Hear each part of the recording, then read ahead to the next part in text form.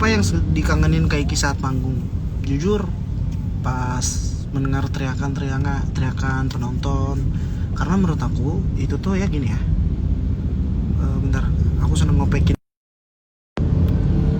Karena menurut aku ketika penonton berteriak itu menambah apa ya, semangat buat aku ketika perform. Apalagi orangnya respect, yang nonton enjoy dengan performance, respect, menghargai dan amat sangat amazed dengan performance. Jadi itu yang membuat aku seneng. Dan jujur yang paling aku seneng juga yaitu ketika aku tarik penonton, aku ajak ke atas panggung, sempat ada yang nangis, terus dari jauh peluk ke aku. Ya rindu momen-momen seperti itu, karena aku ngerasa ketika orang mengidolakan seseorang, mereka tuh pasti berkorban untuk seseorang yang diidolainnya gitu. Sorry, kita lewat terowongan. Jadi ya berusaha gimana caranya mendapatkan respon dari si idolanya gitu. Jadi aku menghargai itu banget.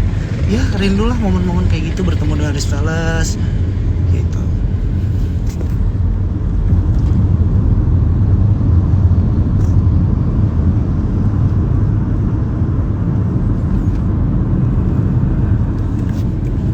Ke Malaysia Kin, wow, aku mau ke Malaysia banget. Terakhir itu aku 2017-18 ke Malaysia.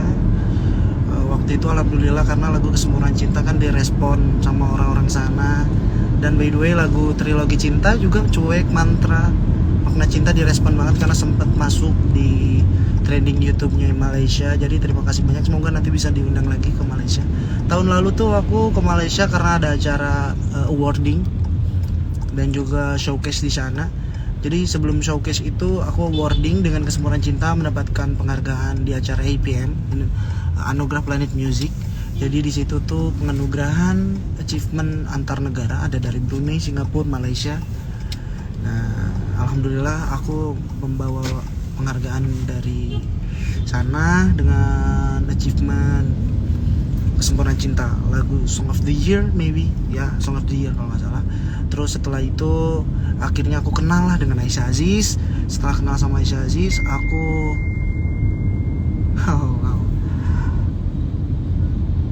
habis itu aku ngobrol sama Aisyah Aziz dan akhirnya terjadilah proyekan Indah Pada Waktunya. Sempat ada web seriesnya segala macam. Dari situ sih akhirnya kita bikin showcase di Malaysia. Dan ini fun fact dan ini cerita waktu tahun lalu ketika aku datang ke sana. Aku pikir tuh ketika aku bikin showcase di sana, palingan orang Indonesia yang suka sama karya aku, palingan orang-orang yang kerja di sana yang bakal datang ke tempat showcase.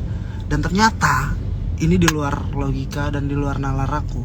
Ternyata pas aku showcase di sana, ternyata yang datang itu pure bener-bener datang dari Malaysia, ada yang datang dari Brunei, ada yang langsung memang dari kota KL-nya, ada yang di luar KL jauh gitu, aku lupa, waktu itu Kinabalu.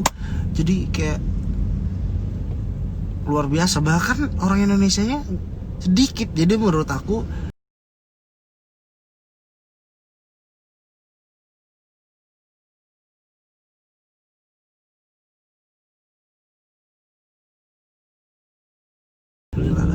bersyukur. Jadi ada proses cerita buat nanti.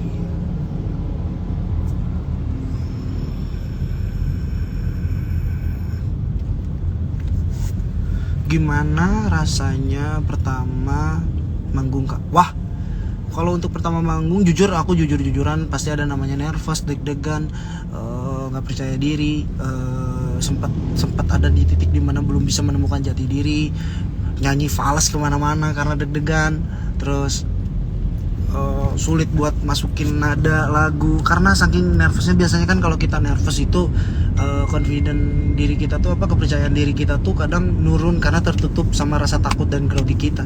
Wah, dulu tuh pertama kali manggung tuh beberapa kali tuh nervous lah, fals lah nyanyinya, gugup lah, salah lirik lah, lupa lirik. Bahkan lagu Kesempurnaan Cinta sendiri aja sampai lupa lirik, gila. Tapi ya itu namanya proses, itu perjalanan, jangan kita maluin. Justru gimana caranya itu dijadiin pelajaran dan jadi kaca buat kita gimana caranya kita agar lebih baik ke depannya. Dan terbukti gitu loh, dengan berjalannya waktu, jam terbang dari panggung ke panggung, akhirnya aku menemukan titik dimana kayaknya gue di sini nih gitu loh. Kayaknya titik gue bisa percaya diri itu di sini. Nah, akhirnya gue memberanikan nyanyi dengan falset, terus mulai memberanikan menciptakan lagu, mulai memberanikan nyanyi dengan improv yang aku bikin sendiri gitu loh ya, kayak gitu.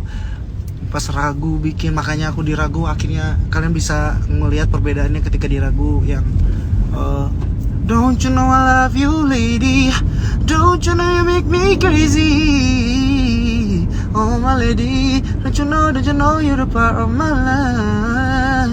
Jadi gimana caranya ketika dari lagu yang aslinya, ketika sudah sering dibawakan, gimana caranya biar orang nggak boring dan tetap mendengarkan live versionnya, tapi dengan pembawaan yang berbeda gitu loh. Jadi sampai ada di titik itu sampai akhirnya memikirkan gimana caranya perform live itu dengan benar, dari musiknya semuanya. Wah, sangat bersyukur sih, justru pelajaran yang bisa diambil adalah bukan dari sebuah teori, melainkan kerja di lapangan itu kita lebih masuk gitu loh. Ketemu dengan musisi A, B, C, D, kita banyak belajar, kita ambil ilmunya. Akhirnya kita bisa mencari tahu, bukan menjadi diri kita tuh bukan menjadi jadi diri siapa, tapi gimana caranya diri kita mencari diri kita siapa gitu loh. Jadi dari kekurangan gimana caranya jadi kelebihan. Jadi aku cari sampai akhirnya berani falset, teriak-teriak. Kalau kalian tahu yang ini pada waktunya, sebelum ku ragu kasih, ku yakin cinta kita lari. Teriakan, wah, teriak ya, akhirnya kayak gitu-gitu.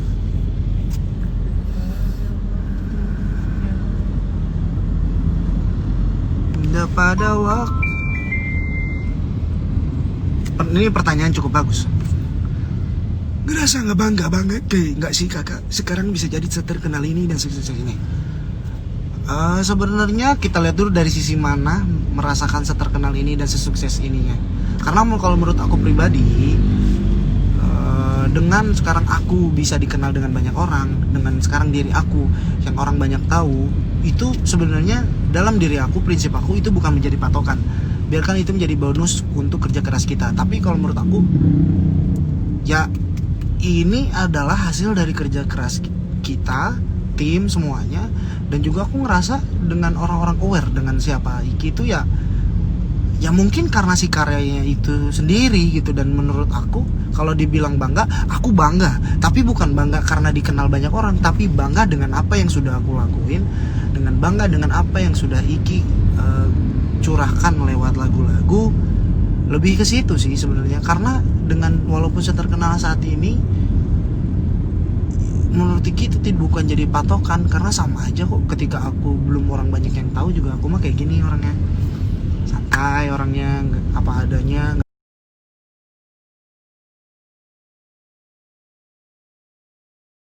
Aku pribadi berusaha mempositioningkan bahwa roda itu berputar, kita sewaktu-waktu bisa ada di bawah ataupun di atas. Jadi menurut aku memposisikan diri aku sekarang adalah, alhamdulillah aku sekarang bisa kenal banyak orang ya, karena kerja keras kita, tim semuanya, dan juga diperlancar sama yang di atas.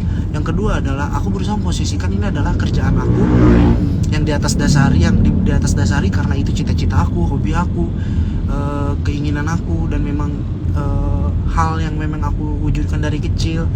Jadi ketika sekarang aku sedang menjalani pun aku amat sangat enjoy, karena di sini cita-cita aku.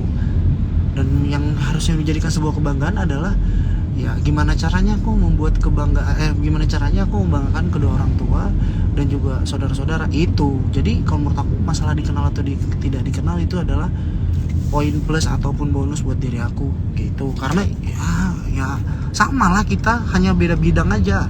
Sama halnya ketika orang-orang di sana yang sudah menjadi bos, mungkin orang-orang di luar sana sebagian pun akan memikirkan hal yang sama. Kayak misalkan, ya saya bos ya karena memang kerja keras saya, dan juga ya saya sempat ada di fase di bawah segala macam. Ya sama aja, yang membedakan hanya adalah bidangnya dan juga pekerjaannya gitu.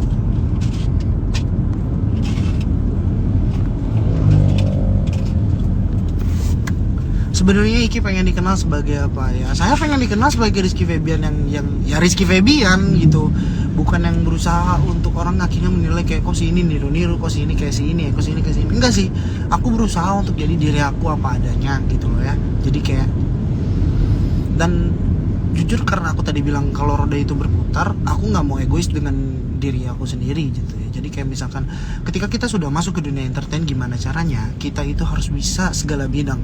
Dan terbukti alhamdulillah, dulu tuh aku belajar nge-MC, dulu aku belajar ngelawak-lawak sama ayah, dulu aku belajar acting, sinetron, film, karena aku yakin suatu saat ini tuh akan kepake semuanya gitu.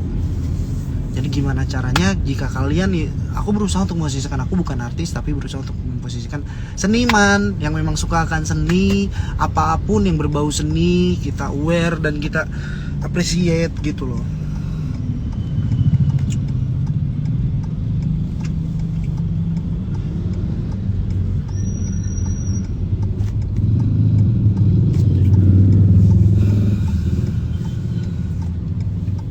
Kamu mau tanya kalau dulu apa sih cita-citanya selalu diinginkan dulu, cita-citanya selalu diinginkan dulu. Mau tanya kakak dulu apa sih cita-citanya dulu diinginkan dulu. Yang diinginkan. Oh, Cita-cita dulu ya yang jadi dari dulu aku cita-citanya adalah nggak muluk-muluk, gimana caranya membanggakan orang tua dan pengen mengangkat harkat martabat saudara-saudara itu kan yang pertama. Tapi cita-cita dari kecil tuh pengen jadi penyanyi. Jadi dari kecil tuh bener-bener pengen jadi penyanyi gitu, tapi ya malu-malu kayak gitu sih. Tapi ya adalah gini, kenapa akhirnya seorang Rizky Febian yang berawal dari mimpi dan juga niat bisa tiba-tiba terwujudkan semuanya. Selain semuanya karena berkat Allah ya, dan selain semuanya berkat karena proses semuanya dan juga doa dari orang tua. Sebenarnya gini, ketika si Rizky Febian mempunyai cita-cita dan impian ingin menjadi penyanyi, kenapa bisa terwujud semuanya? Karena disupport dari sekelilingnya dan juga maksudnya memang tidak keluar jalur. Misalkan contoh, karena Iki terlahir dari dunia seniman, terus Iki sukanya nyanyi, Iki sukanya pengen jadi cita-cita jadi penyanyi. Terlepas dari situ disupport sama orang tuanya yang memang lahir dari seniman. Jadi memang kenapa bisa berjalan dengan mulus seperti itu, karena memang ada di satu jalur gitu loh. Terkecuali ya itu maksud aku. Dan terlepas dari sana, kedua orang tua yang membebaskan Iki untuk berekspresi, berkreasi, membebaskan diri Iki untuk memilih pilihan hidup Iki seperti apa ke depannya. Dan ketika memilih, itu adalah pilihan Iki pribadi yang harus dipertanggungjawabkan, dan ketika ada apa-apa itu sudah menjadi risiko Iki gitu loh. Jadi ya itu alhamdulillahnya, jadi kita berusaha yang terbaik lah gitu loh.